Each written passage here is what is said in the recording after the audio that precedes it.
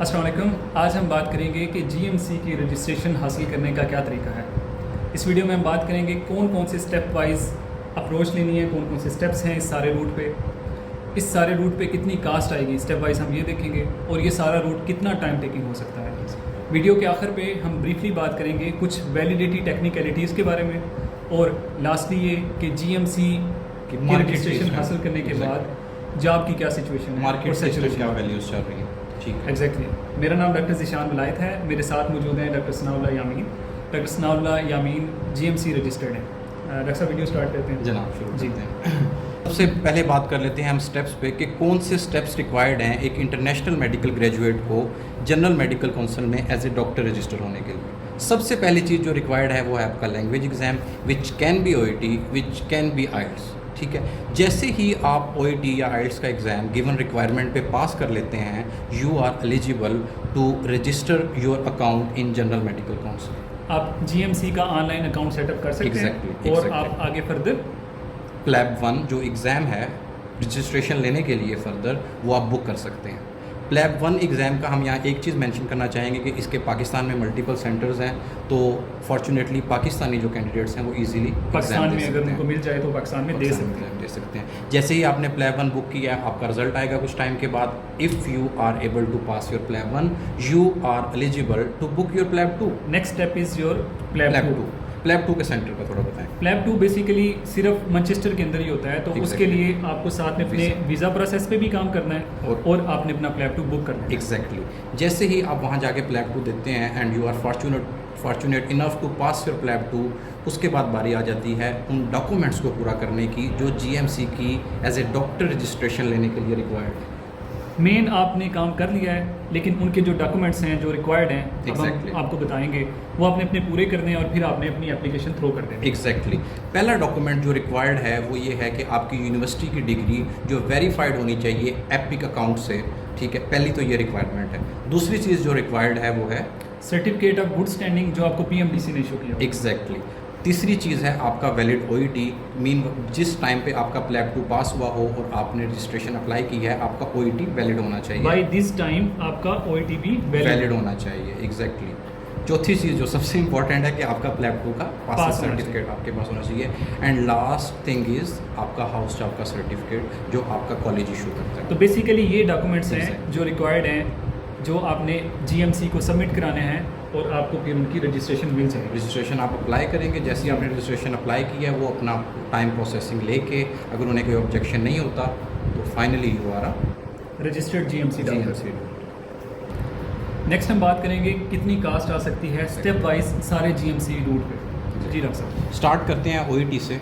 OET का जो आजकल पाकिस्तानी रुपीज़ में चार्ज कर रहा है, हाँ रफली एक बात हम बता दें, आज 19 जुलाई 2024 है, उसके अकॉर्डिंग ये रेट्स होंगे जितने भी होंगे। फर्स्टली OET, अगर आप OET देना चाह रहे हैं तो which will cost you 133K Pakistani rupees, tax include कर दिए। एग्जैक्ट। अगली चीज़ है हमारी GMC के अकाउंट की रजिस्ट्रेशन। फ़िलहाल जो प्लैब 1 को बुक करने के लिए रिक्वायर्ड है वो फ्री है भाई। कुछ GMC का अकाउंट आप फ्री सेटअप कर सकते हैं, लेकिन प्लैब 1 बुकिंग की आपकी फ़ीस है। बुकिंग की फ़ीस है 116K। ठीक हो गया। जैसे ही आपने प्लैब 1 बुक किया, ऑब्वियसली आपको थोड़ा सा स्टडी मटेरियल भी रिक्वायर्ड है, विच इज़ इंडिविजुअलाइज्ड अप्रोच है कि कोई लोग प्लैबल करते हैं, कोई मेड रिवीजन करते हैं। रफली 15K आपको इसके लिए भी रिक्वायर्ड है। प्रिपरेशन के लिए आपको 15K प्लैब 1 रिक्वायर्ड है। एग्जैक्टली। जैसे ही आपका प्लैब 1 वाला काम रेडी हो गया है, अगर आपका प्लैब 1 पास हो जाता है, you are eligible to book PLAB 2 जो हमने पहले ही बात की। अब एक बहुत बड़ा खर्चों का सिलसिला शुरू होने वाला है ज़िशान भाई। बेसिकली एक बड़ा जो खर्चा है वो प्लैब 2 पे होता है। हमने जो प्लैब 2 के खर्चे हैं उनको 5 फेजेस में डिवाइड किया है, उसको अच्छे से समझाने के लिए कि क्या क्या खर्चे हो सकते हैं। सबसे पहली जो चीज़ है वो है प्लैब 2 की बुकिंग। जी भाई, प्लैब 2 एक एक्सपेंसिव टेस्ट है और ये इस टाइम 424K का सिर्फ इसकी बुकिंग है। पाकिस्तानी रुपीज़ में ये पड़ रहा है। बिल्कुल। आप जैसे ही प्लैब 2 बुक करते हैं, most of the individuals go for academy, क्योंकि इतना महंगा एग्जाम है कोई भी नहीं लेता। एग्जैक्टली। अकेडमी की जो कास्ट पड़ती है ऑन एन एवरेज 260K आपकी अकेडमी की की प्रिपरेशन के लिए जो अकेडमी होती है उसकी कास्ट पड़ती है। जैसे ही अकेडमी वाला मामला हो गए, फिर आप वीज़ा की तरफ आते हैं, क्योंकि साथ ही आपने अपने वीज़ा का भी प्रोसेस करना होता है। वीज़ा प्रोसेसिंग इस टाइम जो पड़ रहा है पाकिस्तानी 55,000 रुपये में, 55K। ठीक है, जैसे ही वीज़ा प्रोसेसिंग हो चुकी होगी, 2 मेजर खर्चे बचते हैं ज़िशान भाई। एक आपकी टिकट और दूसरा वहाँ रहना। टिकट पे तकरीबन 300 के रफली आपका इतना खर्चा हो जाता है। अगर थोड़ा सा आप टाइमली बुक कर लेते हैं तो ये थोड़ा सा कॉस्टली, कम कॉस्ट आपको पड़ सकती है। ठीक हो गया। नेक्स्ट थिंग इज़ आपका स्टे। आप वहाँ पे जो रहते हैं, वहाँ पे जो आप अपने दिन गुजारते हैं, खाना सारा कुछ अगर हम इसमें इंक्लूड कर लें, अगर आपका 1 मंथ का टूर है तो यूके का, तो उसको आपका तकरीबन खर्चा जो है 300 के जो है वो आपका लग जाएगा। ठीक, जैसे ही ये सब मामलात हो जाते हैं फिर डॉक्यूमेंट्स को तैयार करने की बारी आती है। हमने पहले डिस्कस किया था एपिक अकाउंट रिक्वायर्ड है क्योंकि उसे डिग्री वेरीफाई करवानी है। हमें एपिक का अकाउंट बनाना पड़ेगा अगर समहाउ आपका किसी और रजिस्ट्रेशन को लेते हुए वो नहीं बना हुआ। अगर आपने सिर्फ जीएमसी का रूट लिया हुआ है, एपिक का अकाउंट नहीं बना हुआ, तो एपिक का अकाउंट क्रिएट करने के लिए आपको 44,000 लगेंगे। 44,000। एपिक बेसिकली एक इंटरनेशनल पोर्टफोलियो है जो कि आपके एक कंट्री से दूसरी कंट्री जब डॉक्यूमेंट्स जाते हैं तो उनको वेरीफाई करके रिस्पेक्टिव बोर्ड को भेज देता है। जैसे ही आपका एपिक अकाउंट बन जाएगा हमें एक डिग्री वेरीफाइड चाहिए थ्रू एपिक, और उसको करवाने की फ़ीस होगी रफली 34 के। आपने अपनी MBBS की जो डिग्री एपिक से वेरीफाई करनी है उसकी फ़ीस 34,000। ठीक है। थर्ड चीज़ जो रिक्वायर्ड है वो है आपका certificate of good standing which will cost you around 5K। ठीक। बाकी ये जो चीज़ें हैं ये इस पे खर्चा हो चुका है, प्लेब 2 पासिंग सर्टिफिकेट है, और अब इन पे मजीद फर्दर आपका कोई खर्चा नहीं है। नेक्स्ट जो मेन खर्चा है वो है जो आपने फ़ी पे करनी है GMC रजिस्ट्रेशन के लिए। GMC रजिस्ट्रेशन की इस टाइम जो फ़ी है वो रफली पड़ेगी आपको 75 के। ठीक है, मेजरली यही खर्चे हैं, ये सारे खर्चे हैं एग्जैक्टली GMC पे। डॉक्टर साहब टोटल बताएं। टोटल जो इस टाइम हमने जो कैलकुलेट की है अमाउंट, अगर हम पाकिस्तानी कार्ड से डॉक्टर साहब इन सारी ट्रांजैक्शंस को करें तो टैक्स इंक्लूड कर विद टैक्सेशन रफली आपको ये 17 लाख रुपए तकरीबन पड़ते हैं इस सारे रूट। 1701 के। लेकिन एक थोड़ी सी है चीज़ वो बता दें, वो ये है कि अगर यही वाली ट्रांजैक्शंस आप इंटरनेशनल कार्ड से या आप पाउंड्स में करवा देते हैं अपने किसी बाहर वाले दोस्त से, आप टैक्स अवॉइड कर लेते हैं 20%, तो आप अच्छी खासी बचत कर सकते हैं। एग्जैक्टली आपका तकरीबन 3.5 लाख रुपया खर्चा कम हो सकता है अगर आप पे कोई दोस्त टैक्स अवॉइड हो जाए तो फिर आपको पड़ेगा ये 1360 के। 1360 ये होगी कॉस्ट। ठीक, अभी हम बात करेंगे कि ये GMC का जो सारा रूट है ये कितना टाइम टेकिंग हो सकता है। एग्जैक्टली जी, सबसे पहले कितना टाइम लगेगा? एग्जैक्टली सबसे पहले हमने बात की थी OET की। OET एक 2 इंडिविजुअलाइज्ड अप्रोच है। रफली it can take 2 months to prepare and 2 months में आप अपना OET निकाल सकते हैं। लेकिन क्वेश्चन इज क्या कि OET कब देना चाहिए? बहुत अच्छा क्वेश्चन किया आपने। जो जितनी भी हमारी कैलकुलेशन है ना उसके अकॉर्डिंग एक मेडिकल ग्रेजुएट को जैसे ही वो फाइनल ईयर का प्रॉफ देता है और अपने रिजल्ट का वेट कर रहा होता है, this is the ideal time to give OET। बड़ा ऑप्टिमल टाइम है वैलिडिटी और सारी टेक्निकलिटीज़ को माइंड में रखते हुए। अगर आपने GMC रूट इख्तियार करना है तो आप फाइनल ईयर के रिजल्ट के वेट के दौरान अपना OET निकाल जैसे ही आपका OET निकलता है, हमारा मशवरा आपको ये है कि set up your GMC account as soon as possible. क्या कहते हैं? एक ही रिक्वायरमेंट है GMC का अकाउंट सेटअप करने की, वो आपका OET है। आपने अपना OET पास किया, आप अपना GMC का अकाउंट बिल्कुल ऑनलाइन सेटअप करके बैठ जाएं। इसकी एक वजह है ना, इसकी वजह ये है कि GMC is highly unpredictable regarding announcement of their seats.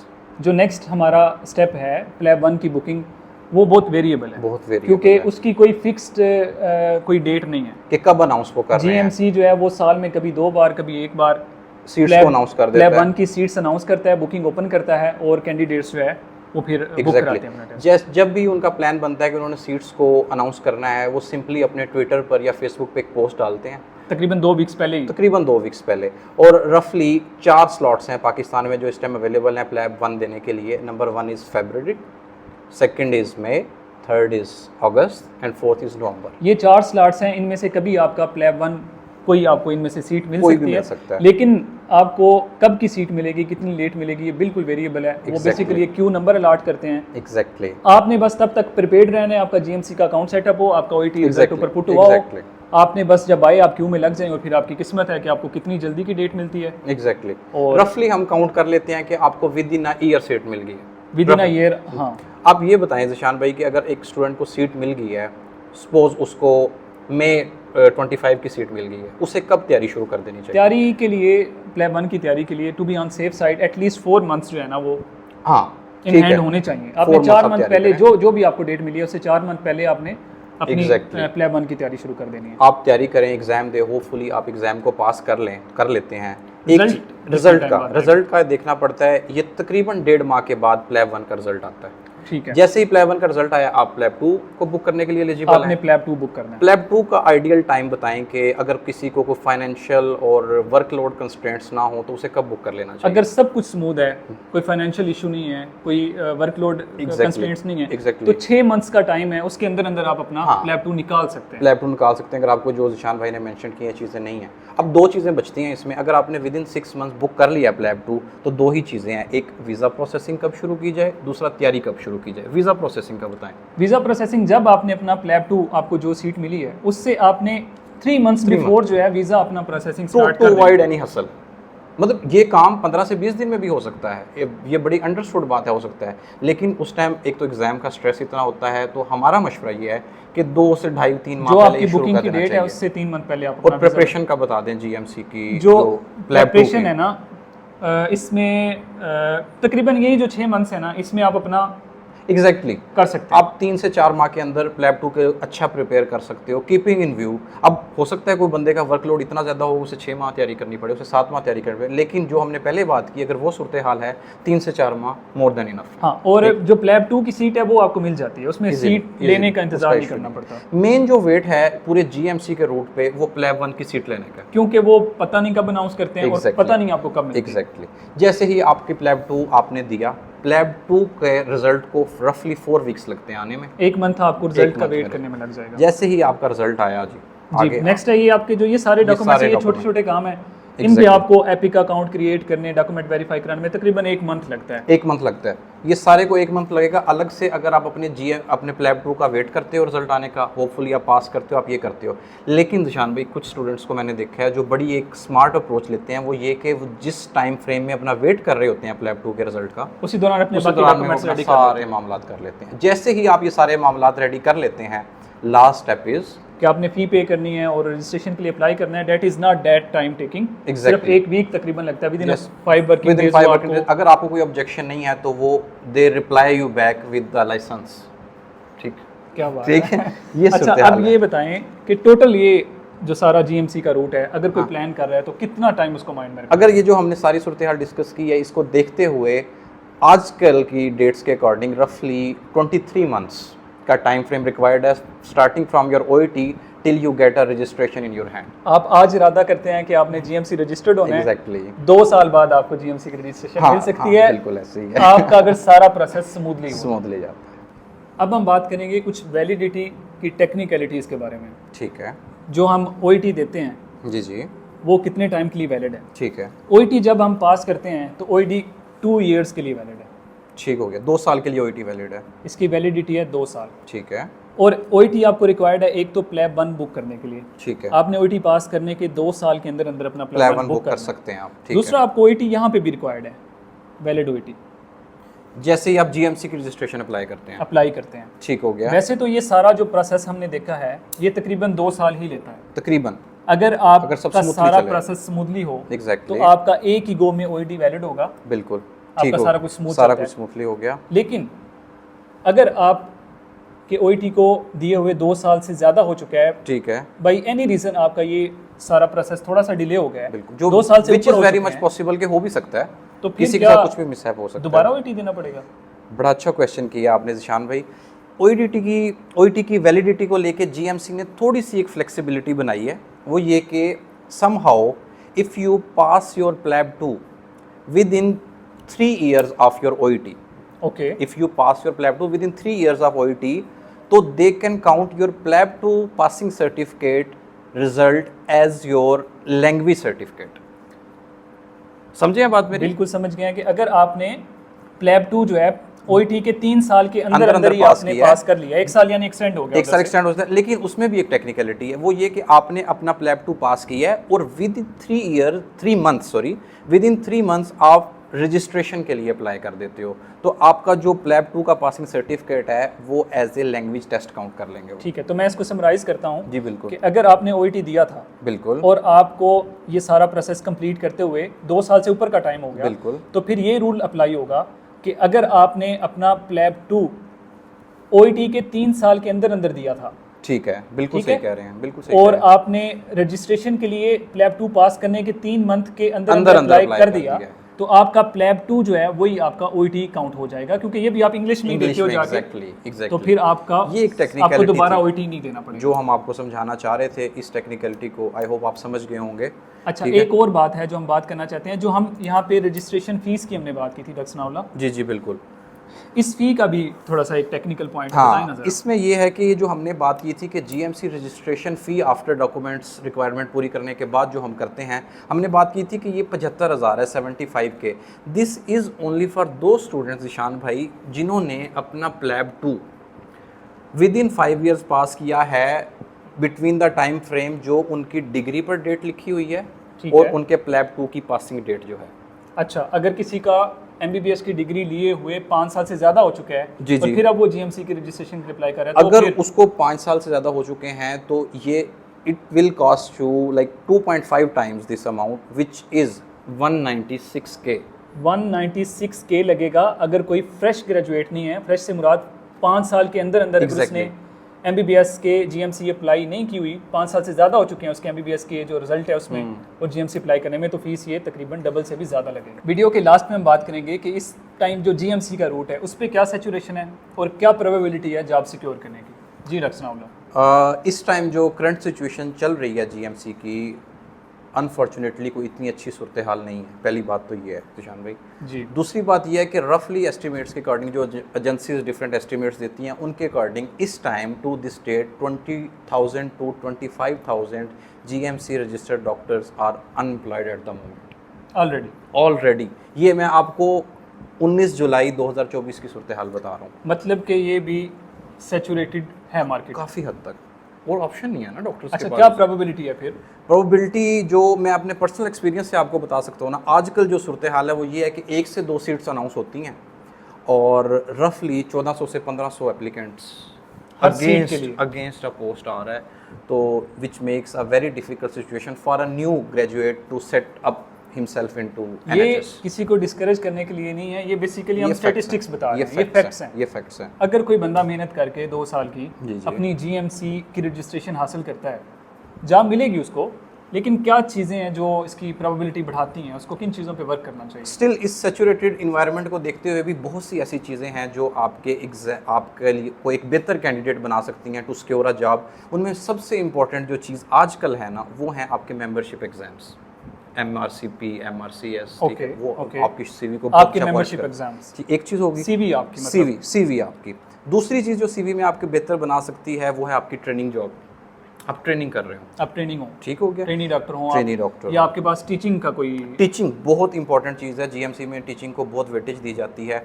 और भी कुछ चीज़ें हैं जो बेहतर बना सकती हैं, वो है कि अगर आप कुछ अब ऐसे स्टूडेंट्स हैं जो जाते हैं और वो आते ही वापस अटैचमेंट्स करके हैं।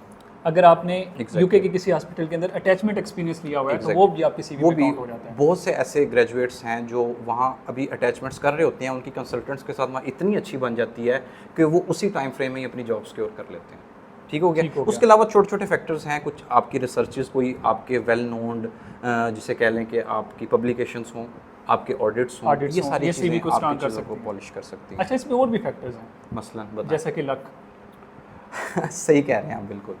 लक एक ऐसी चीज़ है निशान भाई जो 2 माह में भी बन सकती है, 2 साल में भी नहीं बन सकती। ये टोटली इंडिविजुअलाइज्ड अप्रोच है। मैं जानता हूँ ऐसे डॉक्टर्स को जिनके कोई रेफरेंस नहीं था, कोई कुछ नहीं था, वो हार्डली 2 से 3 माह में GMC में लग गए, और बहुत सौ को भी जानता हूँ जिनको 1.5-2 साल भी हो चुके हैं ऑलरेडी। अच्छा, ये सारी चीज़ें तो प्रोबेबिलिटी को इन्फ्लुएंस करती हैं। आपके ख्याल में कोई और चीज़ भी है जो इस सारे मामले को इन्फ्लुएंस करती हो? एक चीज़ है। क्या? वो है रेफरेंस। अगर एक बंदे के पास किसी वहाँ कंसल्टेंट का रेफरेंस है, कोई उसके मामू चाचू कोई लगे हुए हैं कंसल्टेंट है, वो बहुत बड़ा एक फैक्टर है आपको इजीली जॉब सिक्योर करा के देने में। आपके ज़हन में कोई बात आ रही है? और बस सही, यही था आज के जो हमारी तरफ से था।